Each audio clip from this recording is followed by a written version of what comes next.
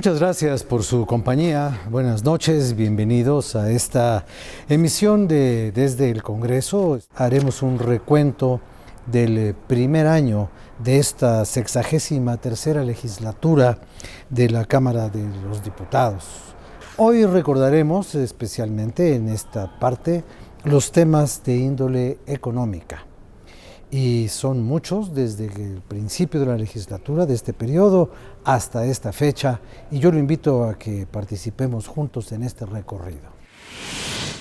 Esta legislatura, a la cual ahora nos referimos, comenzó con grandes anuncios muy importantes, como la medida general de austeridad tomada por la propia Cámara de los Diputados, para una especie de prédica ejemplar. Lo que se pide también se hace aquí. Vea usted. Para el Partido Verde también es importante sumarse a esta austeridad que el gobierno federal ha pronunciado a través del presupuesto base cero, que simplemente el presupuesto base cero es frenar inercias, es decir, que estas dependencias que si tenían 1 millón etiquetado para cierto año, pues no simplemente le sumen un porcentaje, sino que revisen que realmente sus programas, sus proyectos se estén aplicando, estén beneficiando a la ciudadanía, y creo que nosotros como diputados federales tenemos que hacer lo mismo. Si realmente los recursos que aplicamos en las comisiones, en los comités, realmente están rindiendo frutos para los mexicanos, que es lo que nos debe de interesar. Y en este caso se pronunció la mayoría de las fracciones por reducir un 50% en el tema administrativo. En el caso de la mesa directiva a la que formo parte va a haber una reducción del 50%, lo cual genera ahorros, y yo creo que como legisladores y la postura del Verde es necesitamos productividad. Para la fracción parlamentaria de Movimiento Ciudadano no ha sido un tema nuevo. Desde el Jalisco tuvimos una iniciativa de ley de austeridad y ahorro que marcó un vector en nuestra conducta. Nos sumamos de manera indudable a las prácticas de ahorro que debe de tener la Cámara. Nosotros como diputados federales somos representantes de la ciudadanía. La gente fue quien votó por nosotros y nosotros debemos de representar los intereses de esas personas. Esto se soluciona en primer lugar con la transparencia. Si todos nosotros tenemos la capacidad de decirle al pueblo de México, recibo tal cantidad para mi trabajo legislativo, recibo tal otra como una subvención para mi grupo parlamentario y tal cantidad es mi dieta, ahí estaremos empezando a ser transparentes y en esa medida empezaremos a luchar contra la corrupción, que es el mal más importante contra el que tenemos que ir. Nuestra primera iniciativa se relaciona con una ley de austeridad en la que se dan una serie de directrices en torno a qué es lo conveniente en la reducción del gasto. Por ejemplo, ahorita que se hablan de los viajes, efectivamente algunos tienen la necesidad por los lugares donde están de ir, pero el año pasado, la legislatura pasada, se hicieron 200 viajes al extranjero, donde fueron 700 personas que viajaron, y ahorita, por ejemplo, se acaban de aprobar una serie de viajes al extranjero en donde no es necesidad que vayan 5 diputados de una fracción parlamentaria, 3 de otra, 4, no es necesario que vaya tanta gente. Otro de los anuncios importantes que hubo en la legislatura, anuncios de cosas que aquí se hicieron y que transformaron la vida pública mexicana, fue la propuesta, la ya muchas veces aplazada propuesta de desindexar o retirar la relación entre el salario mínimo y el sistema de medición de multas, lo cual dificultaba la movilidad del salario en una escala. Eso frenó mucho durante tiempos ya bastante remotos la posibilidad de aumentar el salario mínimo, porque ese era un pretexto. Ese pretexto dejó de existir en esta ocasión. Recordemos cómo fue el debate para desindexar o no relacionar de manera directa el salario mínimo con las multas y con otras formas de medir volúmenes económicos. El salario mínimo que se ha establecido por el gobierno federal siempre es el máximo, es el tope y no el punto de partida. En este país la desigualdad es... ¿Tope para abajo o tope para arriba? No, es el tope para claro. abajo, no el mínimo, ¿verdad? Claro. Sino al contrario. Debería. Esa ha sido la práctica en este país. Desafortunadamente eso genera no solamente desigualdad, sino yo diría una carencia de contexto que no se conoce, que no se quiere conocer, qué se necesita para vivir. Para mí, reconocer que solo el 30% de mexicanos y mexicanas tienen seguridad social en este país, solo habla de desigualdad, porque quiere decir que ese 30% tiene un empleo más o menos semifijo, porque el otro 30% no tiene seguro de ningún tipo, no tiene ninguna seguridad social, y el otro 30% pues vive de las remesas, que también tuvieron una crisis bastante seria. El costo de la canasta básica en este país es de 3,100 pesos si se compra en un supermercado. Si se compra en un tianguis puede llegar a costar 2,900 pesos. O sea, cuando el salario mínimo es de 2,113 pesos, hay una situación negativa ahí de 1,087 pesos, cerca del 50%. Creo que un tema muy importante que se toca es ¿qué significa esto en justicia? Yo creo que en justicia, desindexar el salario significa hoy por hoy el reto para todas y todos nosotros, pero para México, para nuestro país, de empezar a cambiar las cosas. Es decir, de que no se genere inflación, por una parte, cuando se pueden subir los salarios mínimos, y que el salario mínimo signifique que se puede adquirir por lo menos la canasta básica. Hoy no se puede adquirir con un salario mínimo la canasta básica para sobrevivir siquiera, para darle de comer a la gente. La dignidad regresa cuando en lugar de las prácticas de mercado, es decir, de decir, depende del mercado y subimos y bajamos las cosas, tenemos una lógica de justicia social. Y esa lógica de justicia social sin duda tiene que ver con que al menos a la gente, a las y los trabajadores les alcance para comprar la canasta básica y por supuesto que creo que esto es un enorme reto, pero también tiene un enorme beneficio. Terminaría diciendo que tiene el enorme beneficio de que también genera más demanda y la economía, por supuesto, genera condiciones de prosperidad. En mi opinión, puede ser muy bueno. Muchas gracias. Me decía alguien una vez, Sí. me decía, no, pues si el problema de la canasta básica no es la canasta básica, sino lo que tiene adentro. ¿Qué es una canasta básica? ¿Qué tiene adentro la canasta? Pues más allá, A si ver. me permiten, Adelante. Rafael, más allá de lo que podría contener la canasta básica, de lo que se trata es de darle a las familias mexicanas tranquilidad, que el salario sea lo suficientemente útil y solvente para poder garantizarle a una familia que va a poder tener los elementos indispensables, que va a poder tener un ingreso para poder vestir, para poderse alimentar y sobre todo también que va a poder tener un ingreso que le permita estar a la altura de lo que en el resto de los países están ganando. Recordemos que hoy el salario mínimo en México es el más bajo de la Organización para la Cooperación y el Desarrollo Económico.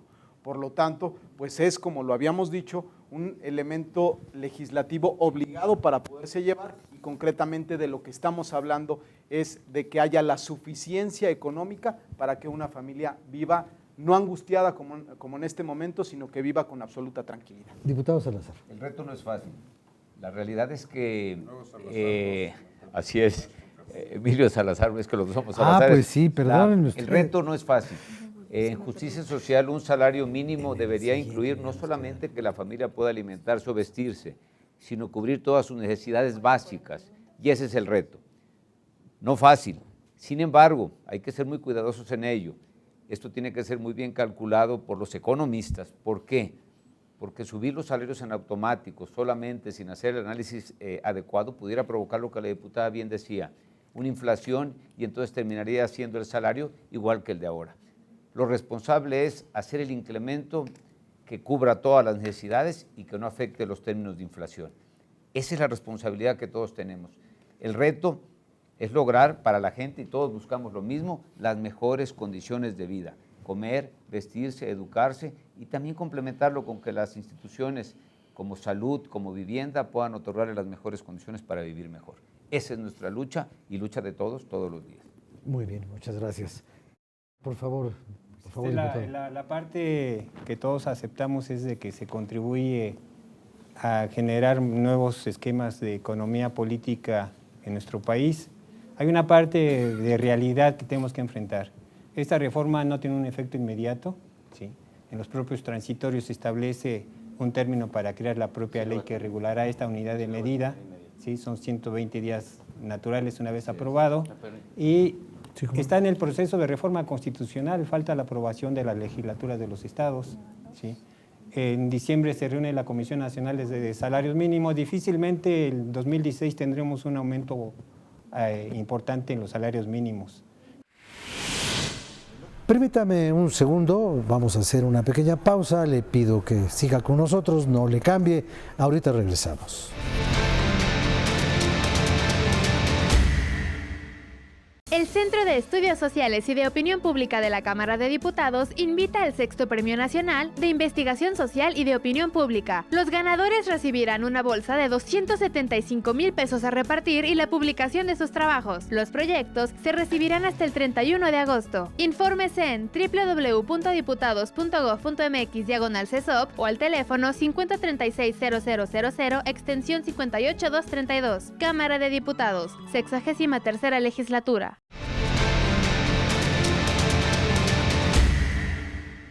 Bien, estoy de regreso con usted y déjeme recordar lo que ocurrió aquí en el mes de septiembre. El secretario de Hacienda, Luis Videgaray, trajo aquí a la Cámara de los Diputados ese conjunto de documentos llamado el paquete económico, que son los lineamientos generales de la estrategia financiera y monetaria y de todo orden del gobierno, y aun cuando la política monetaria dependa del Banco de México, pero todo viene en un conjunto. Y bueno, los trabajos de la primera mitad del año legislativo se enfocan, como usted sabe, a la elaboración del presupuesto que tiene como base este paquete económico al que nos hemos referido. Vea usted. En el comentario mencionabas el asunto de la deuda. Me parece que hay 3 aspectos entre muchos que podemos estar resaltando. La parte de la bursatilización de la educación. Los 50,000 millones del bono. 50,000 millones de entrada. Pero también tenemos otro aspecto que me parece también muy importante de poderlo revisar. Esta situación de las fibras, que también en términos reales es deuda, más la deuda que ya se tiene por parte de CFE, de Pemex, que también es una deuda. O sea, estamos hablando de una situación realmente complicada. ¿Qué va a suceder con esta deuda? ¿Se va a transferir nuevamente en un tipo FOBAPROA a los ciudadanos? Me parece que es uno de los temas relevantes que también tendremos que estar discutiendo. Por eso yo creo que, yo no entiendo por qué votaron la ley de ingresos. Aquí oigo pues posiciones críticas a quien votó la ley de ingresos. En lo general. Bueno, en lo general, pero en lo general me parece que algo muy importante son 2 temas, 3 cosas en el tipo de deuda. Este es el sexenio de la deuda. La deuda aumentó de 35 puntos del PIB a 47 en lo que va de esta administración. Efectivamente se está aprobando formas de deuda que no están registradas. En la ley de ingresos se aprobó que las fibras no estarían registradas y no estarían aprobadas por los congresos estatales. Eso pusimos, lo cual viola la ley. ¿Cuáles son las fibras? Se quiere tomar una deuda con base a los fondos federales que tienen los estados para pagar por las escuelas, por construir escuelas, ¿no? Se quiere poner este bono en la ley de ingresos que aprobaron los señores, dice que no se registrará como deuda. No sabemos ni la tasa de interés, ni sabemos a qué escuelas se van a aplicar. Esta es una abdicación del Congreso a su responsabilidad de decidir el gasto y decidir la deuda.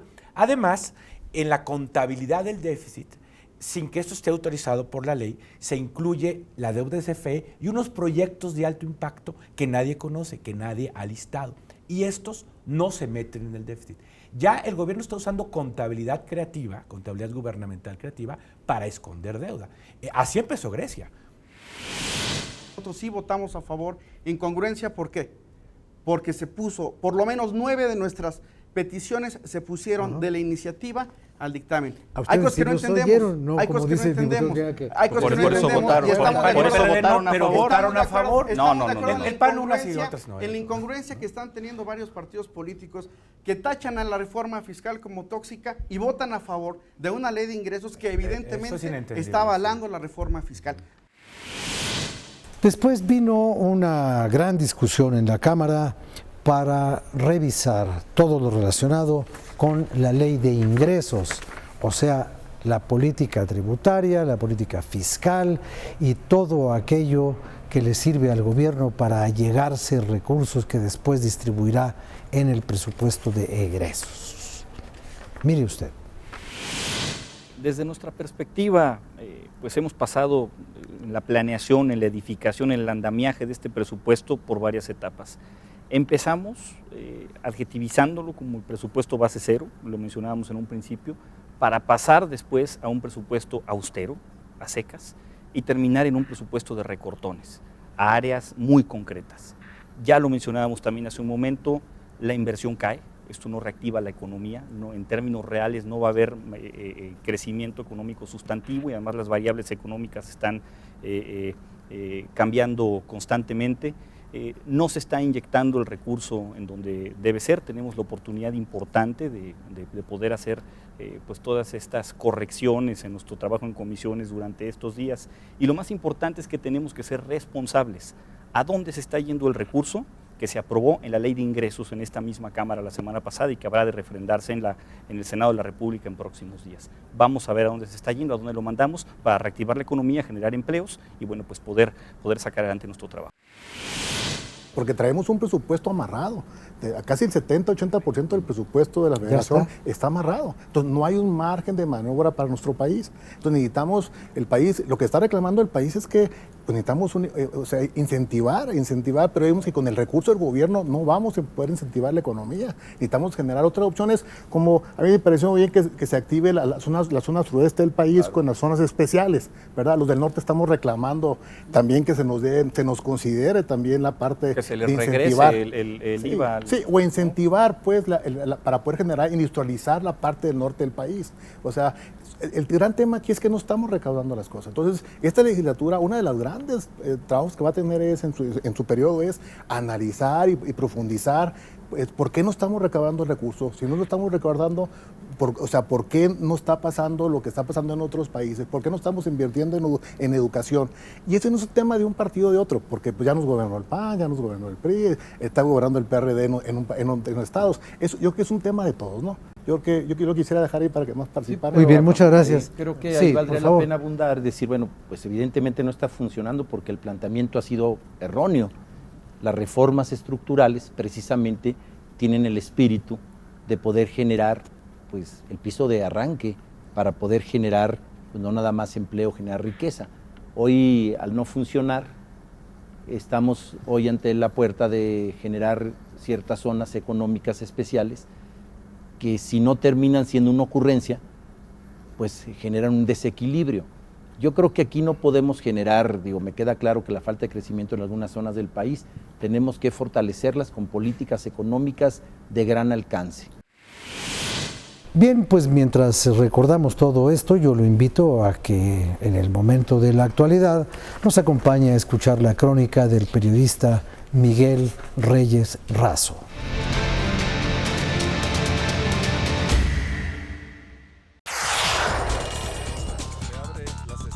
Sigue de cerca el trabajo de los diputados. Infórmate, conoce, entérate y participa. Toda la Cámara en todas las redes. Sesiones en vivo, Facebook, comisiones, eventos, Twitter y noticias. Videos, YouTube, imágenes, Flickr, podcast, SoundCloud. Cámara de Diputados, 63ª legislatura.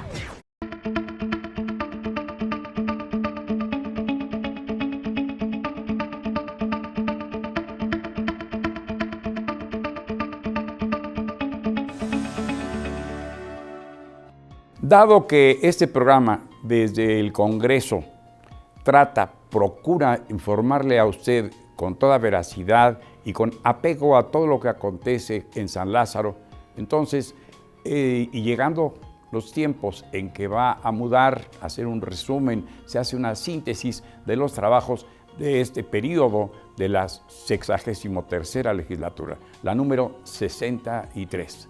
¿De qué se han ocupado los señores legisladores? Pues es tan plural, tan vasta, tan amplia la vida nacional, lo que en ella incide, el efecto de su trabajo se siente en todos los mexicanos. En la economía, por ejemplo, el aspecto económico que lo lleva primero, porque es su obligación, la Cámara de los Diputados, de formular el presupuesto de ingresos y de egresos de la Federación. ¿Qué significa esto? ¿Qué dineros se van a recaudar? ¿De qué apartados van a llegar? Del bolsillo del contribuyente exclusivamente, de lo que consume, de lo que compra, de lo que gasta, de lo que mandan los braceros que viven en el exterior, los mexicanos que radican en otros países y envían las llamadas remesas. Los ingresos por el turismo que dejan aquí los visitantes que periódicamente se asolean en las playas o conocen los sitios arqueológicos o recorren nuestras magníficas urbes fascinados y encantados con la gastronomía mexicana, que también ya es un filón muy importante.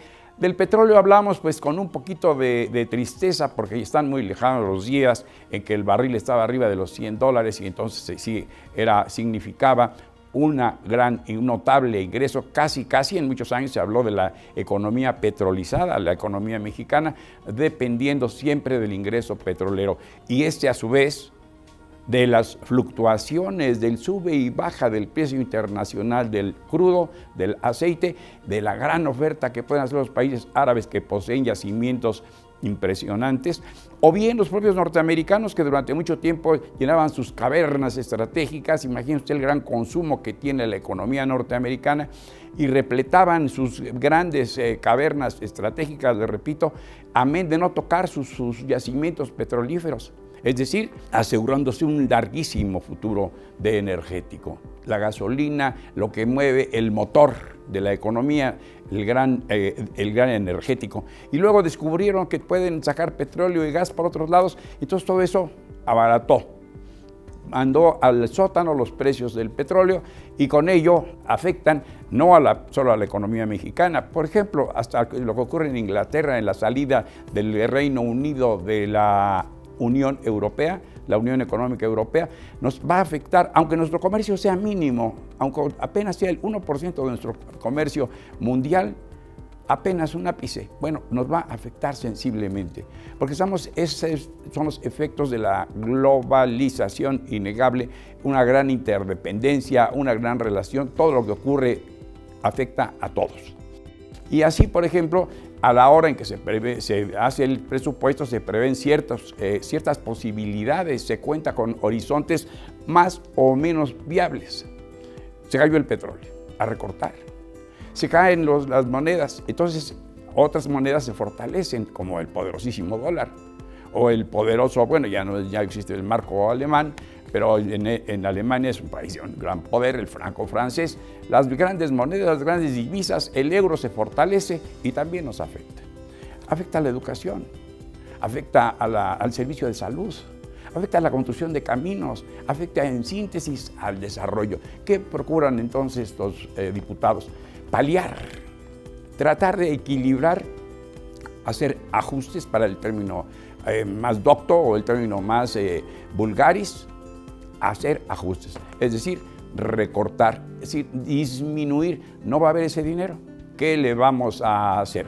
Entonces, estos legisladores procuran que el daño afecte lo menos posible a renglones tan importantes, tan sensibles como la educación. Alguna vez el doctor Ruy Pérez Tamayo, este notable mexicano, me decía: ¿por qué siempre los recortes van sobre educación, sobre ciencia, sobre la tecnología, que son trampolines del desarrollo? Es cuando más se debería invertir en educación, más dinero a la ciencia, más dinero a la investigación, más dinero, en fin, al saber, a preservar y estimular la inteligencia nacional. Hoy día tenemos enfrente graves problemas también en ese aspecto y ya casi en lo internacional. Hace pocos días se supo que en los Estados Unidos de América estaban estudiando hace 4 años unos 15,000 mexicanos. Hoy estudian 65,000. Todos lo ven con júbilo y con alegría. Hombre, qué bueno. Yo creo que es más bien para de luto, porque muchos de esos muchachos no regresarán. Eso es una sangría intelectual, es una gran pérdida. Nos estamos empobreciendo intelectualmente si tantos muchachos, si tantos jóvenes prefieren, como es natural, quedarse a estudiar en condiciones óptimas, en magníficos laboratorios, al lado de grandes profesores, con un futuro bien pavimentado, color de rosa, con un magnífico trato. Claro, ningún científico quiere hacerse millonario, sino vivir bien y desarrollar y saber y progresar, y que su saber y su progreso repercute en el mundo. Bueno, pero repercutirá en otro mundo muy distante del mundo mexicano. Esos son los recortes, es el comportamiento de la economía, que por otra parte se sustenta en algo esencial, el trabajo. Una nación es rica si sus hijos trabajan. Una nación es poderosa si sus hijos ahorran, trabajan y ahorran. Y es rica si ahorran bien y si gastan con mesura y consumen bien. Entonces ese país prospera. Mientras no tengamos cantidad de trabajo, el trabajo para emplear a tanta buena mano de obra mexicana, calificadísima en el mundo entero, vamos a estar pues un poquito reducidos y víctimas de los recortes. Este es desde el Congreso, y Reyes Razo le dice hasta la próxima.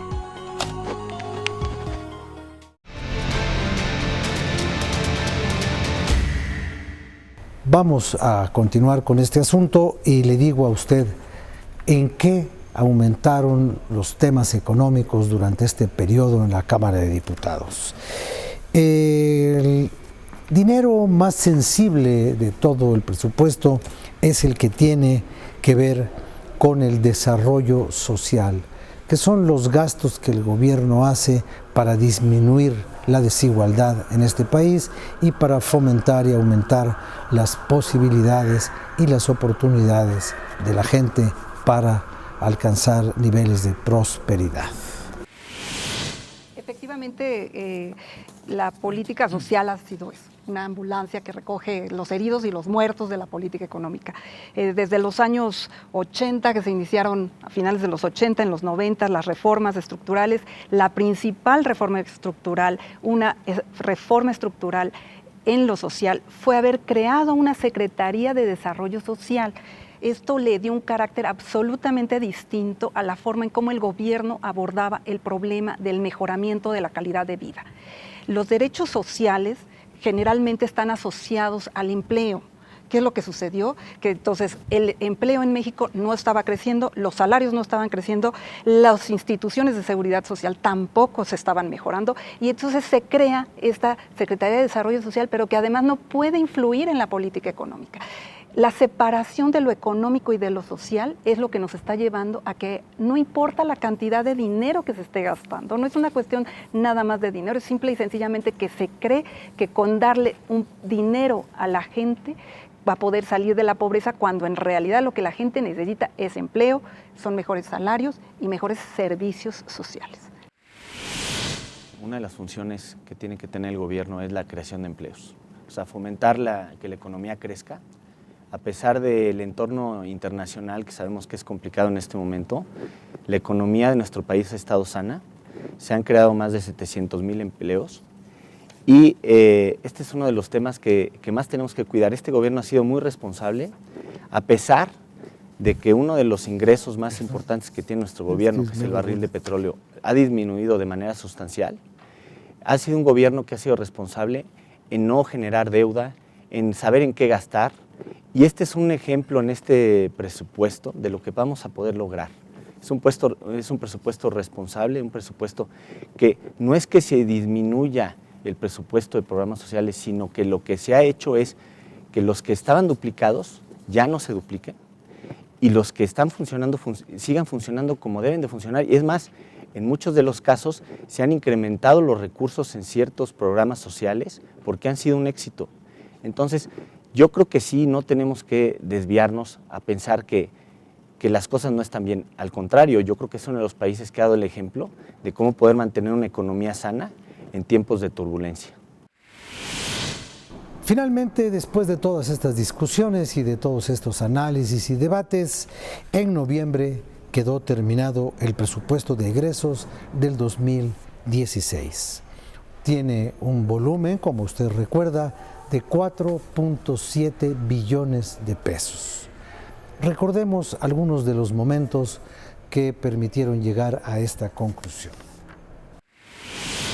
Yo creo que tenemos que ver situaciones muy importantes en el cual se da este paquete económico. Por una parte, un contexto internacional, un entorno internacional complicado, de mucha incertidumbre, de alta volatilidad en los mercados financieros internacionales. Y esto, bueno, pues pone al país en una situación como el resto de los países emergentes y en países desarrollados, pues muy atentos frente al devenir que está sucediendo día con día, cuando un día amanecen las bolsas arriba, otro día abajo, y eso pues ha generado en el mundo esa incertidumbre. Sin embargo, nosotros vimos el Partido Verde, la propuesta del Ejecutivo, pues que estaba realmente, fue una propuesta de paquete económico muy responsable porque lo primero que se está cuidando, el objetivo fundamental, es la estabilidad macroeconómica. Eso es fundamental para proteger el poder adquisitivo de las familias mexicanas, proteger el bolsillo de las familias mexicanas. Se da mucha certidumbre, ¿por qué? Porque no se hizo sobreestimaciones infladas, sino todo lo contrario. No se incrementaron los impuestos, no hay más impuestos, y bueno, se propuso una reducción del déficit público, porque pues sin duda lo que se busca ante todo pues es construir sobre esas bases que estén plenamente sentadas en la realidad. Estamos administrando lo que nos han dejado. Hay un refrán popular que dice tan lejos de Dios y tan cerca de Estados Unidos. Nuestra economía ha sido dependiente y la política económica del Estado mexicano no ha favorecido proyectos que beneficien a todos los mexicanos. Petróleos Mexicanos, ¿dónde está ahorita? Está en ceros. En la ley de ingresos se determina que Petróleos Mexicanos no va a aportar nada en 2016 al ingreso federal porque está en quiebra. Igualmente, Comisión Federal de Electricidad no va a aportar nada de ingreso al Estado mexicano en el 2016 porque está en quiebra. ¿Resultado de qué? De la mala administración que ha habido en sexenios anteriores. Estamos administrando lo que nos han dejado. Han dejado una deuda enorme, 47% del Producto Interno Bruto es nuestra deuda nacional, ¿sí? Una deuda que ya empieza a alarmar a la propia Administración Pública Federal. ¿Tenemos un déficit fiscal? Sí. ¿Que no hay aumento de impuestos? Efectivamente no hay aumento de impuestos, pero están aumentando los contribuyentes. El sistema de incorporación fiscal va a tener contribuyentes cautivos, con más cargas fiscales, con procedimientos onerosos, que sí va a aumentar el ingreso fiscal a través de impuesto de la renta, impuesto de productos, impuesto especial sobre productos. Sí hay un aumento, pero estamos administrando lo que nos han dejado. Hay una escasez enorme. Nuestro país importa el 50% de alimentos, importamos el 50% de gasolina siendo un país petrolero. ¿Qué estamos administrando? Entonces, no usemos un discurso político para justificar malas políticas económicas. No es un presupuesto responsable, es un presupuesto que se va a alimentar de deuda pública. Pero sí es importante tener un contexto claro. Primero, ¿qué ingresa al país? Para después ver cómo lo vamos a egresar, cómo lo vamos a repartir.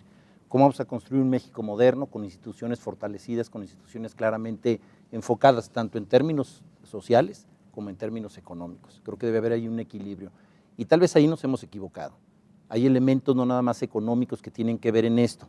Ya lo comentaba mi compañero diputado, muchas veces la burocracia obesa que podemos tener en administraciones en donde el gasto corriente absorbe la mayoría de los recursos, en donde no hay posibilidades de hacer inversión pública. Y lo vivimos no nada más en el gobierno federal, lo vivimos en los municipios. Yo creo que todos los ciudadanos, todos los mexicanos darán cuenta que sus municipios, pues prácticamente todos están endeudados. Una limitación enorme para poder generar servicios básicos a su comunidad, y tú lo acabas de comentar. ¿Qué es lo que siente la gente? Pues la ausencia de recursos en su bolsillo, la falta de servicios y la falta de certeza jurídica. Eso ahuyenta las inversiones.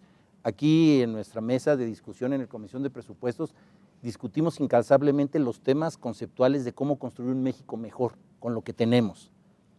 Nunca va a ser suficiente Evidentemente siempre va a haber falta de recursos. Aquí la discusión tornaba en dónde los dirigimos, hacia dónde vamos para que la gente obtenga mejores posibilidades de vivir. Ahora regresamos, por favor, déjenos hacer una pequeña pausa. Contamos con usted para el momento en que regresemos.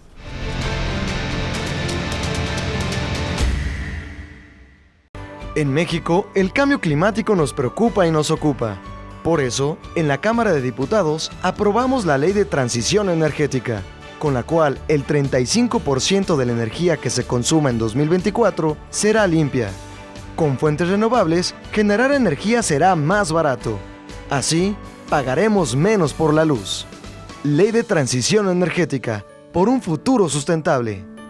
Cámara de Diputados, 63ª Legislatura.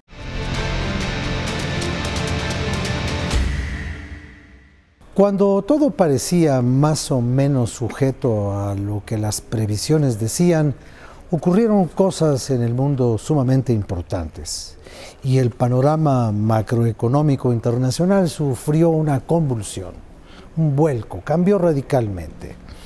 ¿Qué ocurrió? Se cayó el precio del petróleo. Y eso para un país de gran volumen de producción y de gran volumen de exportación es una noticia sumamente grave, sumamente mala. Y por esas consecuencias tuvimos que ver disminuciones en la cotización de nuestro peso, aumento en la cotización del dólar y todo este asunto tan turbulento por el cual pasamos en los meses tan cercanos como para estar muy vecinos a su recuerdo. Veamos qué fue lo que los diputados hicieron y pensaron en relación con todo este asunto. El petróleo ve disminuido su precio simple y sencillamente porque está regido por la oferta y la demanda a nivel internacional. Estados Unidos, que era uno de los principales consumidores, hoy produce petróleo y aún ha empezado desde el mes pasado a exportarlo a través de esa nueva técnica que usan fracking. Al haber más petróleo disponible, obviamente el precio baja. ¿Nos afecta? Sí, pero gracias a las políticas de los últimos años nos afecta menos. ¿Por qué? Porque nuestra economía depende en menor medida del petróleo. Los retos, hacer una economía todavía menos dependiente del petróleo y lo que refiere al petróleo, hacerlo más eficiente. Esto es, tener menores costos para la extracción del mismo. Eso es fundamental. El petróleo.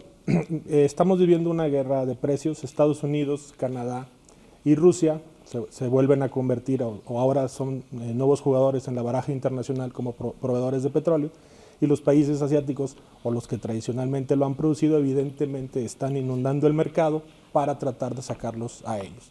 Esa es una realidad y México se encuentra en medio de una problemática global donde grandes jugadores nos están llevando a nosotros a ese camino. En el caso concreto ya del otro tema, que es el tipo de cambio, me parece que lo primero que sucedió fue una cambio de política del Fondo Monetario de Estados Unidos, donde aumentaron sus tasas de interés. Eso provocó que los inversionistas que estaban en México y en otros países vieran asequible o interesante irse a invertir a Estados Unidos. Eso es un fenómeno real. Otro fenómeno real es la desaceleración de la economía china. Eso nos está afectando en dos razones. En el lado del petróleo, con el tema de que su demanda de energía se ha disminuido y evidentemente su crecimiento ha disminuido. Y el tema de Brasil también está afectando un poco las finanzas en México. También me parece que el mercado interno, del cual hablaré un poco más adelante, hay que reforzarlo y veo un poco de parálisis o como que estamos todos en el tema de que es externo, pero no estamos tomando las medidas adecuadas de lo que sí podemos controlar. Y como le habíamos dicho hace un momento, estos movimientos internacionales en el precio internacional del crudo y por consecuencia la merma de nuestras exportaciones y nuestras inversiones petroleras, bueno, pues obligaron a un replanteamiento general del presupuesto en varias ocasiones, y esto es lo que ocurrió con los recortes que hemos comenzado a sufrir todos, y esta es la opinión de lo que ocurrió aquí en la Cámara de Diputados en el análisis de los recortes y en el destino de los egresos. La preocupación no puede cegarnos, es claro, pero tampoco puede cegarnos la realidad de las cosas como están. La reforma energética, yo creo que estamos viendo los resultados poco a poco y se seguirán viendo, es claro. Y nadie en 30 años se había atrevido a hacerlo por el costo del tiempo que llevaba esto. Es un punto que hay que tomar en cuenta y considerarlo. 2, la disminución hoy de los 100 millones de pesos, lo acabo de decir, estamos preocupados, que nos digan cuál es la realidad que está viviendo Pemex. Eso hay que ser claros. Lo comentaba el secretario de Hacienda de manera muy clara, un problema, nunca hubo ahorro en Pemex, qué grave. Si hubiera habido ahorros, los que tuvieron que haber hecho en Pemex en su momento, hoy no estaríamos padeciendo lo que está padeciendo nuestra petrolera. Entonces, yo digo que no se acaba de inventar Pemex. Las medidas que están tomando, lo dije desde un principio, con la preocupación que no me quito, claro, es que efectivamente hay responsabilidad clara de sacar adelante. Hoy estamos viendo no más el tema de Pemex, estamos viendo la calificación que le están dando a nuestro gobierno. ¿Eso qué está diciendo? Que está manejando bien las finanzas. México ni Pemex ni nada se hizo en 3 años. ¿Sí? Estamos hablando de las cosas mal hechas de mucho tiempo atrás y hoy creo que la respuesta que tiene el gobierno en 3 años, yo sin duda veo una respuesta favorable que nadie había tenido el valor de enfrentarla porque sabíamos que es la consecuencia de la crítica de lo que está pasando. Eso es por eso que a ver, diputado. Sí, yo coincido, pero sí creo que tenemos que asumir una postura más crítica y poder dimensionar correctamente lo que está sucediendo. Bien lo dijo mi compañera diputada, la discusión que se dio en torno al presupuesto precisamente 2016 anticipaba temas en donde nos marcaba focos rojos, en donde no iba a haber el recurso suficiente, en donde hablamos de una industria que venía en caída y que hablamos de un precio internacional del petróleo que nos iba a impactar. Los temas macroeconómicos que todos conocemos, del tema de la paridad del dólar, hablábamos y anticipábamos con el tema de la cobertura y mi compañero diputado en el anterior programa lo manejaba, decía, bueno, pues no hay nada, no pasa nada, estamos controlados, estamos en vuelo crucero, sabemos que va a haber turbulencia, pero estamos anticipándola. Y no duramos más de una semana cuando sale el anuncio de un recorte presupuestal de 130,000 millones de pesos. Esto anuncia que se construyó de una manera no tan responsable el propio presupuesto. Creo yo que las políticas públicas que han definido el desarrollo de nuestro país en el tema de la industria, en el tema del petróleo, no han sido acertadas y es tan real que no han sido acertadas que estamos viendo una industria que está en decadencia. Y tú me dirás, o considerarán que tal vez en muchos países han modificado sus estrategias. Pues sí, pero en muchos países más le dan valor agregado a su propio petróleo. Nosotros no tenemos la capacidad de hacerlo porque nunca invertimos. Fue la caja chica por muchos años Pemex para poder solventar muchos gastos superfluos que a este país lo hundieron. Hoy que queremos rescatar una industria petrolera nos damos cuenta que estamos incapacitados.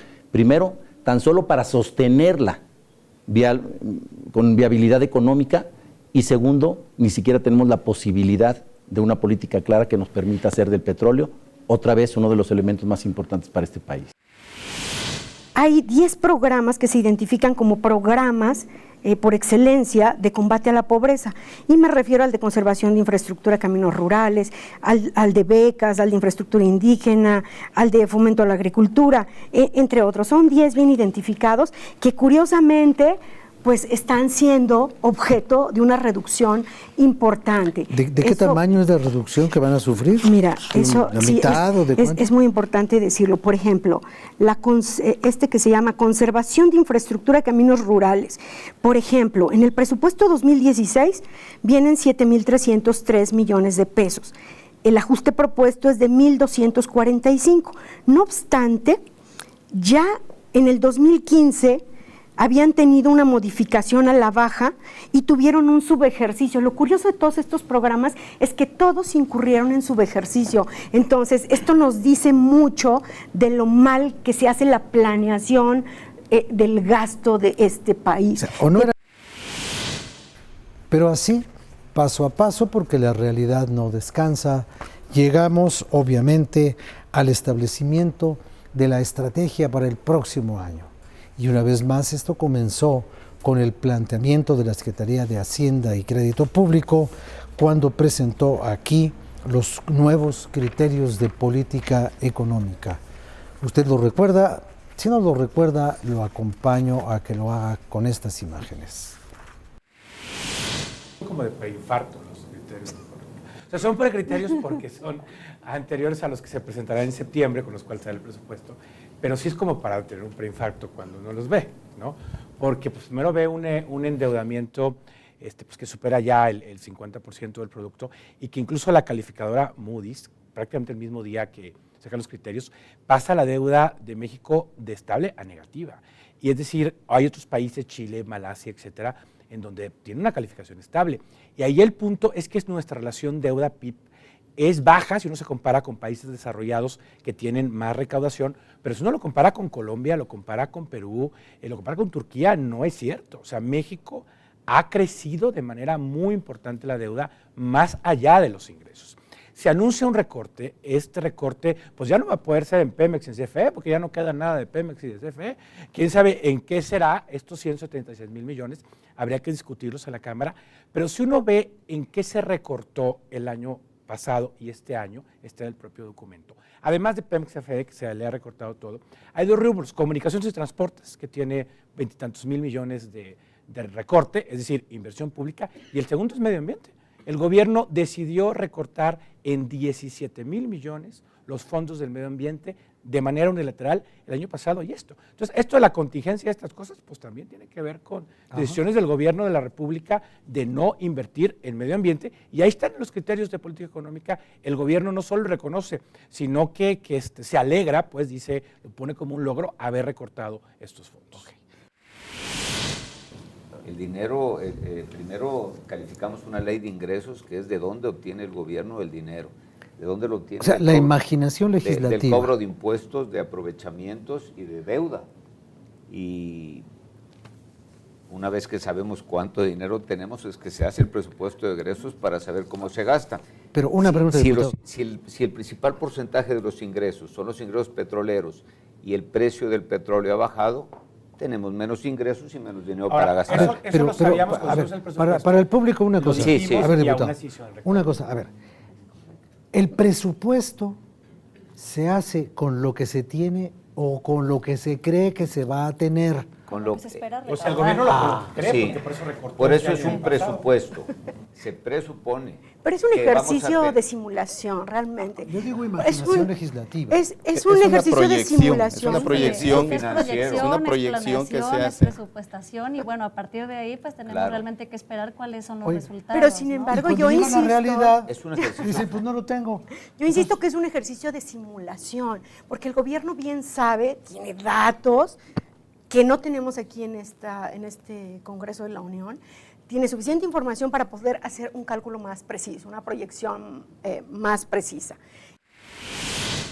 Justamente hace unos días acabamos todos de aprobar la ley de disciplina financiera para entidades y municipios, y sí es un gran avance porque, bueno, todos los que estamos aquí votamos a favor, ¿no? Y creo que es el punto, el primer paso para que realmente, así como hablamos de combate a la corrupción, transparencia y rendición de cuentas, apliquémosle esa misma a la federación. A ver. Empezamos también de abajo hacia arriba y de arriba hacia abajo. Regla no es pareja, como bien lo dice el diputado Vidal. La preocupación diputada, la preocupación precisamente radica en lo que decía ahorita el diputado Vidal, o sea, no se ve el crecimiento, pero adicional a ello, en los 2 últimos años se incrementó el número de pobres en nuestro país y eso es más delicado. Entonces, si la deuda no se usó para cosas productivas, ¿para qué se usó? ¿Gasto corriente o no sabemos en qué? Tendremos que seguir trabajando en la evaluación de los programas y en el ejercicio del gasto público. Mira, más que eso debemos tener un consejo fiscal. Sería especular como lo sin tienen más otros información. países.